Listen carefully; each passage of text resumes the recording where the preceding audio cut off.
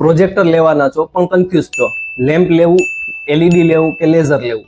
નામ તો બધાના સેમ જ લાગે, પણ ડિફરન્સ એટલો મોટો છે કે તમારો પ્રોજેક્ટરનો જે એક્સપિરિયન્સ છે એ બદલાઈ શકે છે. લેમ્પ બહુ જૂની ટેકનોલોજી છે, એલઈડી છે એ સ્માર્ટ છે અને લેઝર છે એ ફ્યુચર છે.